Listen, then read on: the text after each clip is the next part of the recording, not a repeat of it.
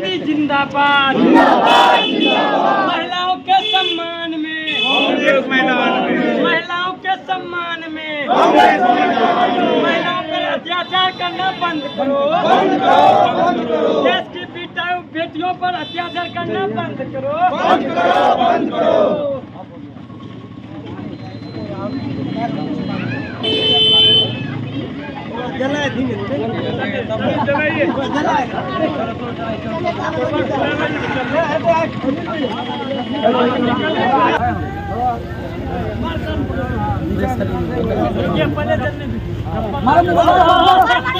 नरेंद्र मोदी मुर्दाबाद मुर्दाबाद मुर्दाबाद। मोदी मुर्दाबाद मुर्दाबाद मुर्दाबाद। नरेंद्र मोदी मुर्दाबाद मुर्दाबाद मुर्दाबाद। अमित शाह मुर्दाबाद मुर्दाबाद मुर्दाबाद। अमित शाह मुर्दाबाद मुर्दाबाद मुर्दाबाद। अमित शाह मुर्दाबाद मुर्दाबाद मुर्दाबाद।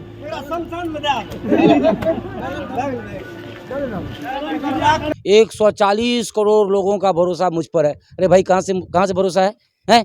21 करोड़ 90 लाख वोट लाए हो, भरोसा 140 करोड़ का हो गया। 120 करोड़ आदमी आपसे नफरत करता है। मोदी जी, पूछना चाहता हूं कि विश्व गुरु की परिभाषा क्या है? क्या देश में बेरोजगारी विश्व गुरु की परिभाषा है? क्या देश में महिलाओं का बलात्कार विश्व गुरु की परिभाषा है? अगर ये परिभाषा है विश्व गुरु की, तो भारत उसी ओर जा रहा है कि कृपया जनता ध्यान दें कि एक भी रोजगार का अवसर नहीं मिल रहा है। जितनी वैकेंसियां हैं वो नील कर दी गई है, जीरो के माध्यम पे वैकेंसियां चल रही है। क्या ये विश्व गुरु का परिभाषा है? तो कह रहे हैं कि मेरे हृदय में कहीं ना कहीं बहुत ज़्यादा पीड़ा है, जो लोग ऐसा किया उसको तो उसके ऊपर कानूनी कार्रवाई की जाएगी। इस व्यक्ति को हृदय है क्या जो पीड़ा होगी? पीड़ा होने के लिए हृदय होना चाहिए था। जिसने अपनी बीवी को छोड़ दिया, बिना तलाक दिए छोड़ दिया, जिसने माँ के जलाने के बाद बाल न कटाया हो, जिसने भाई बहनों को छोड़ दिया, ऐसे निर्दयी व्यक्ति को हृदय कहाँ है कि दया है? जन जागृति अभियान पूरे देश में दिखा दिया जाए कि भाजपा की नीतियां क्या है, पूरे देश को तोड़ने वाली नीतियां हैं। उन चीज़ों को अगर दिखा दिया जाए तो फिर से देश एकत्रित होके फिर से उस कांग्रेस की विचारधारा को अपना लेगा। ये भाजपा नहीं चाहती है। भाजपा नहीं चाहती है कि देश है ना आगे बढ़े, देश का विकास हो। आज चंद्रयान 3 आप देखे होंगे कि है ना वो लॉन्च हुआ है कुछ दिन पहले ही। वो भी इसरो, ये भाजपा ही ने नहीं बनाया है, वो इसरो का ये गठन इस कांग्रेस सरकार ने की है, जो आज भारत चांद पे। सिंह कह रहे हैं कि कोई एक राजनीतिक दल है जो हम लोग को रोक रहा है आवाज उठाने मणिपुर हिंसा पे, और उसका निशान आपके ऊपर है। आप सवाल मोदी जी से कीजिए, विपक्ष के लोगों से सवाल करते हैं तो शायद आप ही लोग रोक रहे होंगे। फिर रोक नहीं रहे, हम लोग इस देश के लिए, किसानों के लिए, युवाओं के लिए, महिलाओं के लिए हमेशा से आवाज उठाते हैं। और आप लोग भी अगर सरकार से सवाल कीजिएगा हक और अधिकार के लिए, तो आपके भी न्यूज चैनल को ये लोग बंद कर देंगे और आपके भी मुंह में ये लोग चैन लगा देंगे और ताला लगा देंगे। इंडिया का गठबंधन का जो घोषणा हुआ है, क्या लगता है कितना हद तक ये मजबूत है, आगे चल पाएगी? इंडिया जब ही नाम रखा गया तो इंडिया कभी हारता नहीं है।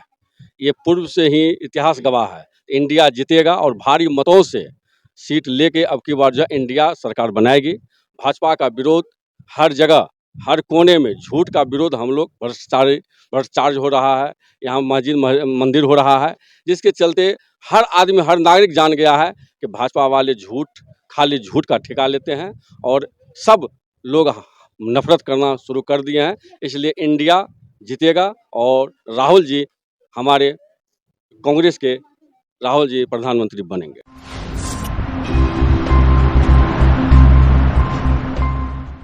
नमस्कार, मैं तबारक हुसैन और आप लोग सच 22 बिहार देख रहे हैं। देखिए इस वक्त मेरी मौजूदगी बनमनखी में है और ये बनमनखी प्रखंड है। आपको पीछे एक बैनर दिखाई दे रहा होगा, एक बार दिखाइए जिसान। और बैनर पे लिखा हुआ भाजपा के खिलाफ हल्ला बोल, पूर्णिया जिला कांग्रेस सेवा दल। आपको बता दें पूर्णिया जिला कांग्रेस के जो जितने सारे सेवा दल के लोग हैं, जो कार्यकर्ता हैं, वो आज कहीं ना कहीं यहाँ पर बैठे हुए हैं। और इन लोगों का कहीं ना कहीं एक मकसद है कि गाँव-गाँव तक जाकर, पंचायत स्तर पर जाकर, प्रखंड स्तर पर जाकर लोगों को जागरूक करना। जिस तरह से आज के समय में भाजपा की सरकार में आज दिन महंगाई बढ़ रही है, बेरोजगारी बढ़ रही है, उसको लेकर ये लोग जागरूक कर रहे हैं और लोगों को समझा रहे हैं। तो अभी हम इन लोगों से बातचीत करेंगे और जानने का प्रयास करेंगे जो आज का जो बैठक है उसका मुख्य उद्देश्य क्या रहा। सबसे पहले तो मेरे चैनल पर आपको स्वागत। आपके तमाम दर्शकों को एसएम झा का नमस्कार। देखिए, हम जानना चाह रहे हैं कि आज का जो बैठक है विशाल जन आक्रोश मार्च, क्या इसका मुख्य उद्देश्य क्या है? देखिए सबसे बड़ा मुख्य उद्देश्य ये है कि भारतीय जनता पार्टी ने जो नफरत का माहौल गर्म कर रखा है, हम लोग मोहब्बत की पैगाम देने के लिए निकले हैं।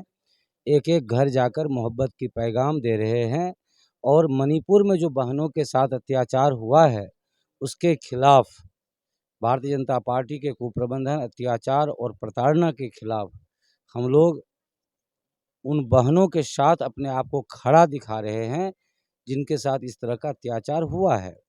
विगत वर्षों में आपने देखा होगा कि मोदी के शासनकाल में 9 वर्ष में भारत में नफ़रत का जो जहर घोलने का प्रयास किया गया है, वह अब धरातल पर दिखने लगा है। उस नफ़रत का खामियाजा भाजपा को भी खुद भुगतना पड़ रहा है। कई जगह इनके भी कार्यकर्ता कूट दिए गए हैं, संदेह मात्र से कि ये मुसलमान है। भारतीय जनता पार्टी की कार्ययोजना में सिर्फ हिंदू मुसलमान, भारत पाकिस्तान, शमशान कब्रिस्तान ही रहा है। आज मणिपुर की जो स्थिति है वहाँ की भी स्थिति यही थी। वहाँ भी हिंदुओं और मुसलमानों आदिवासियों के बीच ऐसा तिकड़म इन लोगों ने रचा कि आज मणिपुर जल रहा है। उत्तर प्रदेश की बात हो या भारतीय जनता पार्टी के प्रशासित हरियाणा की बात हो, आपने देखा होगा कि देश की नामचीन बेटियां सड़क पर घसीटी जा रही थी और हमारे जुमलेबाज प्रधानमंत्री मौन साधे हुए धृतराष्ट्र की तरह बैठे हुए थे। इस धृतराष्ट्र की चुप्पी तोड़ने के लिए और इन्हें गद्दी से उतारने के लिए इनको गुमान है, ये बार बार आप देखते होंगे मासूम देशवासियों को ठगते हैं ये कह करके 140 करोड़ लोगों का भरोसा मुझ पर है। अरे भाई कहाँ से भरोसा है? 21 करोड़ 90 लाख वोट लाए हो, भरोसा 140 करोड़ का हो गया। 120 करोड़ आदमी आपसे नफरत करता है मोदी जी, ये इसको जानना चाहिए।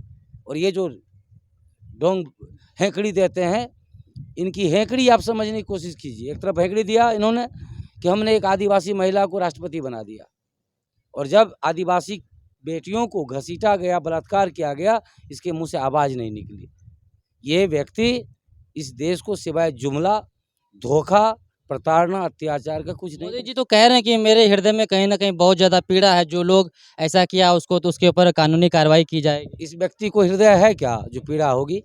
पीड़ा होने के लिए हृदय होना चाहिए था। जिसने अपनी बीवी को छोड़ दिया, बिना तलाक दिए छोड़ दिया, जिसने माँ के जलाने के बाद बाल न कटाया हो, जिसने भाई बहनों को छोड़ दिया, ऐसे निर्दयी व्यक्ति को हृदय कहाँ है कि दया आएगी उसमें और दर्द होगा उसमें? ये निर्दयी व्यक्ति हैं और इन पर भरोसा करना सबसे बड़ी मूर्खता है इस देशवासियों की, क्योंकि जो व्यक्ति अपना परिवार नहीं बसा सका वो देश के बेटियों का चिंता करेगा क्या? ये तो मूर्खता है। चलिए और भी कुछ लोग इनसे बात करेंगे। सर आप क्या कहिएगा, मणिपुर में जिस तरह से अभी हिंसा हो रही है और एक बेटी आदिवासी समाज से आती है और उसको नंगा घुमाया जाता है और भारत के पूरे लोग बैठ के तमाशा देख रहे हैं, कोई कुछ नहीं बोला, यहाँ तक कि बड़े बड़े मेन स्ट्रीम मीडिया की बात करें तो कहीं ना कहीं सीमा भाभी को दिखाने में लगा हुआ है। देखिए, ऐसा है कि मणिपुर में आज की घटना नहीं है, विगत 3 महीनों से हिंसा चल रही है और मीडिया का प्ररूप ऐसा हो चुका है कि पूरे 180 देशों में रैंकिंग होती है मीडिया की, उसमें भारत 161वें नंबर पे पायदान पे चला गया है। अब क्या उम्मीद कर सकते हैं इस मीडिया से? और जहाँ तक रही मणिपुर की घटना की, पूरे भारत में ऐसी कई घटनाएं हो रही है और हर जगह भाजपा और ये संगी लोग एकदम चुप्पी साधे रहते हैं। इनका कहना है कि हम तो दलित को रोजगार देते हैं, हम बेटियों का सम्मान करते हैं, बेटी बचाओ और बेटी पढ़ाओ जो योजना है वो सही से हमारे प्रधानमंत्री बोल नहीं पाते हैं और योजना लेके आते हैं। क्या आप बताइए पूरे देश में कैसी बेरोजगारी है, कहाँ रोजगार है? अब पहले रेलवे में नौकरी निकलता था, आज रेलवे भी बेच दिया गया और जितनी भी नौकरियां हैं कहीं भी कोई रोजगार का अवसर नहीं दिया जाता है। और दूसरी बात आपने पूछा कि पूरी देश की जनता क्यों चुप है? जनता क्या इसलिए लगता है कि भारत की आत्मा कहीं ना कहीं मर चुकी है? जी नहीं, आत्मा नहीं मरी है। आत्मा आज क्या है कि सोशल मीडिया का ज़माना है और सोशल मीडिया पे इन चीज़ों को अगर आप चलाते हैं या अपने सोशल मीडिया आईडी से इन चीज़ों को डालते हैं तो आपका आईडी ब्लॉक कर दिया जाता है। क्योंकि अगर ये जन जागृति अभियान पूरे देश में दिखा दिया जाए कि भाजपा की नीतियाँ क्या है, पूरे देश को तोड़ने वाली नीतियाँ हैं, उन चीज़ों को अगर दिखा दिया जाए तो फिर से देश एकत्रित होके फिर से उस कांग्रेस की विचारधारा को अपना लेगा। ये भाजपा नहीं चाहती है। भाजपा नहीं चाहती है कि देश है ना आगे बढ़े, देश का विकास हो। आज चंद्रयान 3 आप देखे होंगे कि है ना वो लॉन्च हुआ है कुछ दिन पहले ही, वो भी इसरो ये भाजपा ही ने नहीं बनाया है, वो इसरो का ये गठन इस कांग्रेस सरकार ने की है जो आज भारत चांद पे जा रहा है। तो भारत को भाजपा ये चांद पे ले जाने के नहीं चाहते हैं। भारत जैसे ख़त्म हो जाए, आज़ादी से पहले इनकी जो नीतियाँ थी, अंग्रेज़ों का साथ देना, आज़ादी के बाद भी कुछ करोड़पतियों, कुछ पूंजीपतियों का ये चाहते हैं कि साथ दें, और आगे जब सरकार इनकी चली जाए, इनकी नीतियाँ चली जाए, कि उन पैसों को इकट्ठा करके फिर से कुछ ऐसी कुनीतियाँ करें कि जिससे हमारा जीवन और भाजपा का पार्टी आगे बढ़ पाए। एक और सवाल है, क्या लगता है कि हमारा भारत कभी विश्व गुरु बन पाएगा? जिस तरह से अभी देश का वर्तमान हालात है, तो क्या हमको कोई गुरु भी बना पाएगा ज़िंदगी में? मान पाएगा, कोई मानेगा? देखिए, भारत तो विश्व गुरु था पहले, आपको याद नहीं है तो मैं बताना चाहूँगा कि 2007 से 2009 के बीच में पूरी दुनिया में एक आर्थिक मंदी आई थी। उसमें हमारी भारत की कांग्रेस की सरकार थी और आदरणीय मनमोहन सिंह जी हमारे प्राइम मिनिस्टर थे। उन्होंने उस आर्थिक मंदी से भारत को निकाला, और पूरे अमेरिका ऐसा देश जो डेवलप्ड कंट्री कहा जाता है, इंडिया तो डेवलपिंग कंट्री है, उस मंदी में भी भारत को पूरे दुनिया में कहीं मान सम्मान कम नहीं होने दिया। जो इंडियन थे, जो फॉरेन में नौकरी करते थे, उनको भी वापस नहीं लाया गया। तो भारत तो विश्व गुरु बन चुका था। ये जो भाजपा की संघी सरकार है, ये सिर्फ कहते हैं कि विश्व गुरु भारत बन रहा है और आगे चल के बनेगा। अब मैं पूछना चाहता हूँ कि विश्व गुरु की परिभाषा क्या है? क्या देश में बेरोजगारी विश्व गुरु की परिभाषा है? क्या देश में महिलाओं का बलात्कार विश्व गुरु की परिभाषा है? अगर ये परिभाषा है विश्व गुरु की, तो भारत उसी ओर जा रहा है कि कृपया जनता ध्यान दें कि एक भी रोजगार का अवसर नहीं मिल रहा है। जितनी वैकेंसियां हैं वो नील कर दी गई है, जीरो के माध्यम पे वैकेंसियां चल रही है। क्या ये विश्व गुरु का परिभाषा है? तो उस ओर जरूर भारत आगे बढ़ रहा है, लेकिन जिस विश्व गुरु की असली परिभाषा को पूरी दुनिया जानती थी, वो भाजपा ही ने समाप्त कर चुकी है। चलिए, और भी कुछ लोग हैं, क्या कहेंगे सर इस मुद्दे पर? 2024 में आप लोग कांग्रेस से हैं, क्या आप लोग का मुद्दा रहेगा चुनाव की जो तैयारी कर रहे हैं? देखिए, सबसे पहले तो गांव देहाती कहावत है कि बांझी जाने पर सूत का हाल। हम लोग का इतना बड़ा उम्र हुआ, ऐसा राजनीति कभी नहीं देखा कि जिसको छोटी सी बात लेके विपक्ष एक आवाज़ होती है और उसका सांसद सदस्यता समाप्त कर देना और आवाज़ को बंद कर देना, महिलाएं पर अत्याचार होना, बाबाजी को जिसको बाल बच्चे नहीं हो, वो बाल बच्चे का दर्द क्या जाने, उस आदमी को मुख्यमंत्री बनाना, ये सब तो हम लोग देख के चंभित हैं। देश में बोला था कि 2 करोड़ नौकरी हर साल देंगे, बोला था कि जे इन कांग्रेस शासनकाल जो विदेश में स्विच बैंक में पैसा रखा हुआ है उसको हम ले आके यहाँ आप लोग के बीच बांटेंगे, एक एक आदमी को खाते में 15-15 लाख रुपया देंगे, एक एक बाबाजी को उठा के मुख्यमंत्री बना रहे हैं। जिसको बोलने का लूर नहीं है, जिसको करने विपक्ष देश का एक दिशा होता है, उसकी सदस्यता को समाप्त कर देना, ये क्या लोकतंत्र ऐसा ही होता है क्या? इस लोकतंत्र को मजाक उड़ाया जा रहा है और देश का जनता इस चीज़ को देखने के लिए तैयार है। और इस बार 2024 में इसको 25 सीट भी नहीं आएगा भारत में, ये मेरा मानना है। मैं सारे जगह घूम के देखता हूँ, इसके नीति का विरोध, इसके नीति का विरोध पूरे भारत में परम। तो अभी आप लोग पंचायत वार्ड जो प्रखंड स्तर पर जाकर आप लोगों को कहीं ना कहीं समझा रहे हैं और जो भाजपा की नीति है उसको बता रहे हैं। हम लोग जिला स्तर से लेके पंचायत स्तर तक, बूथ स्तर तक इसके कुनीति के खिलाफ, जो किसी को कहावत में है कि किसी को सत्ता दी जाती है तो कहता है जी इसका दुरुपयोग मत करो, उपयोग करो, और इन्होंने जो दुरुपयोग कर रहा है इसके नीति के खिलाफ कांग्रेस पार्टी, हम लोग पूरा पंचायत से बूथ स्तर पर इसको जागृति कर रहे हैं और लोगों को मनोभावना को समझ रहे हैं कि सब मोदी के खिलाफ आवाज़ उठ गया है और 2024 में इसकी समाप्ति तय है। और कांग्रेस पुनः 70 साल जो कांग्रेस सब कुछ दिया देश को, और लोग समझ गया कि ये विगत 10 वर्षों में सबको मिटाने के लिए तैयार है। स्टेशन का नाम बदलना, आदमी का नाम बदलना, ये सब क्या है? माने सत्ता अगर मिल गया तो इसका अगर दुरुपयोग। संक्षिप्त में जानना चाहेंगे तो आप बता दीजिए क्या मेन मुद्दा क्या रहेगा। मेन मुद्दा रहेगा इसके अंदर जितना भ्रष्टाचारी मंत्री और जितना बलात्कारी उस सब का प्रोत्साहन देते हैं, और जितना मठ पर रहने वाले बाबाजी है उस सबको नेता बना के, जिसको पता नहीं है कि संविधान कैसे चलता है, उस आदमी को स्थापित करना। चलिए और भी कुछ लोग हैं, इनसे भी बात करेंगे। सर आपका नाम क्या हुआ? संजीव कुमार यादव, आप भी कांग्रेस से हैं। पूर्व कांग्रेस प्रखंड अध्यक्ष बनमनखी। अभी जो इंडिया का गठबंधन का जो घोषणा हुआ है, क्या लगता है कितना हद तक ये मजबूत है, आगे चल पाएगी? इंडिया जब ही नाम रखा गया तो इंडिया कभी हारता नहीं है, ये पूर्व से ही इतिहास गवाह है। इंडिया जीतेगा और भारी मतों से सीट लेके अब की बार जो इंडिया सरकार बनाएगी।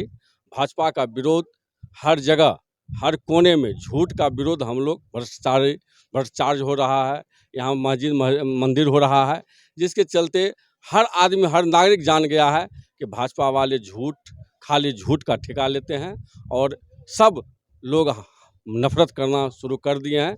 इसलिए इंडिया जीतेगा और राहुल जी हमारे कांग्रेस के राहुल जी प्रधानमंत्री बनेंगे।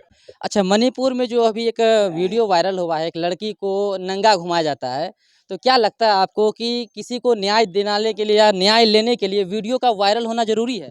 सबसे पहले आपके न्यूज़ चैनल के माध्यम से आपने जो जानकारी दिया, और हम लोग इस बात को निश्चित रूप से जान रहे हैं कि मणिपुर में जो घटना हुई है, इसका हम लोग और हमारी कांग्रेस पार्टी निंदा करती है, और भारतीय जनता पार्टी के लोग इस घटना से राजनीति करती है। हम लोग शोक संवेदना प्रकट करते हैं और उनके न्याय के लिए गुहार लगाते हैं। सम्मानित पत्रकार बंधु, आप कहते हैं कि जो घटना हुई है, आप रो क्यों रहे हैं? आप रो क्यों रहे हैं? रो रहे हैं इसलिए कि भारतीय जनता पार्टी के लोगों ने चुनावी जनसभा में प्रधानमंत्री जी कहे थे कि देश में बेटी बचाओ और बेटी पढ़ाओ, यह उनका नारा नहीं था, बल्कि उनका एक देश के महिलाओं पे, देश के बेटियों पर एक चेतावनी थी कि बेटी बचाओ नहीं, बल्कि बेटी के साथ बलात्कार करो, बेटी के साथ अत्याचार करो। और बेटी बचाओ और बेटी किससे बचाओ? वह भाजपा से बचाओ, वह भारतीय जनता पार्टी के नेता से बचाओ, वह भारतीय जनता पार्टी के मंत्री से बचाओ।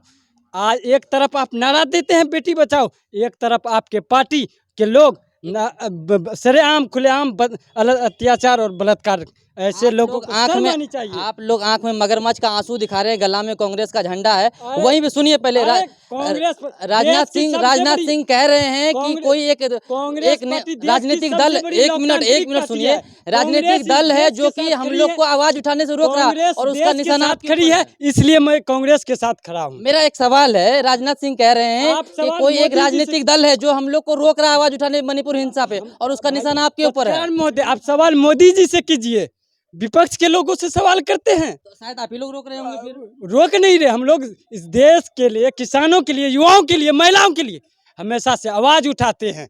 और आप लोग भी अगर सरकार से सवाल कीजिएगा हक और अधिकार के लिए, तो आपके भी न्यूज़ चैनल को ये लोग बंद कर देंगे और आपके भी मुंह में ये लोग चैन लगा देंगे और ताला लगा देंगे। ये हम लोग कभी नहीं सहेंगे। अच्छा, 2024 में चुनाव है, आप लोग का क्या मुद्दा रहेगा? फिर से हम दोहरा रहे हैं, आपको पता नहीं है? संक्षिप्त में हम जानना चाहेंगे। और क्या है?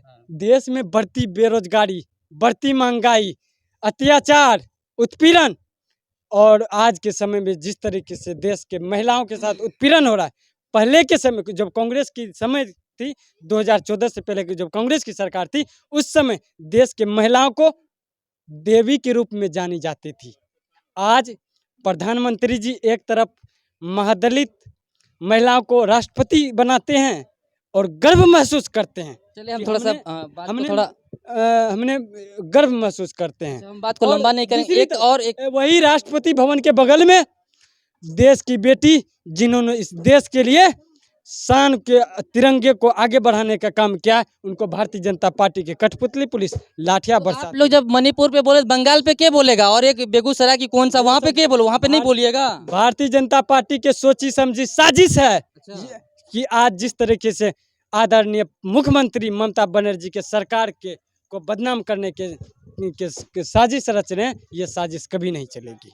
अच्छा, आपको क्या लगता है वाकई में अभी जो हालात बना हुआ मणिपुर को लेके, लोगों को आवाज़ उठानी चाहिए, हर किसी को बोलना चाहिए, चाहे दुकान मकान बाजार कहीं भी जाए तो चर्चा होनी चाहिए इस चीज़ की। तो हम लोग आज तो जिला से लेके प्रखंड पंचायत गाँव लेवल पे आए हुए हैं एक कार्यक्रम के माध्यम से कांग्रेस पार्टी के विचारधारा को संदेश पहुंचाने के लिए। और इस देश में जो भारतीय जनता पार्टी ने 2014 से अब तक नफरत फैलाने का काम किया, वही नफरत को मोहब्बत में बांटने के लिए हम लोग जिला से आज प्रखंड और गांव लेवल पे आए हैं। आपका नाम क्या हुआ सर? श्याम कुमार यादव, कांग्रेस प्रखंड अध्यक्ष बनमनखी। आप प्रखंड अध्यक्ष हैं बनमनखी से। अब क्या आप लोगों का क्या आज का जो बैठक है इसका क्या एजेंडा था?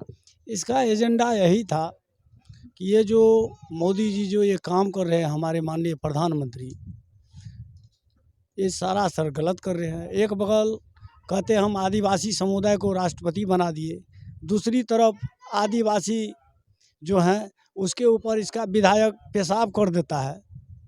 तो देखिए कहाँ तक ये चरम तक पहुँच गया है।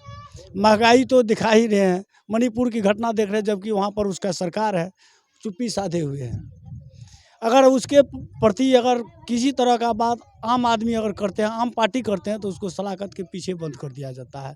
अगर बीजेपी अगर बलात्कारी भी है तो वो गंगा जल से धुए हुए हैं। एक और सवाल करेंगे कि 2024 में चुनाव है और कहीं ना कहीं इंडिया महागठबंधन का आप लोगों का घोषणा हो रही है, तो कितना मजबूत है और किस तरह से आगे आप लोग की तैयारी है? मजबूत तो रुपया में 15 आना बना लिए हैं, 1 आना जो बाकी है वो भी होगा। इसको ऐसे फेंकेंगे कि जिस तरह लोग सिमर के गाछ को उखाड़ के फेंक देता है, उसी तरह बीजेपी यहाँ से उखाड़ के फेंक देंगे और पूरा फिर उसको झोली लेके गुजरात जाना ही जाना पड़ेगा मोदी।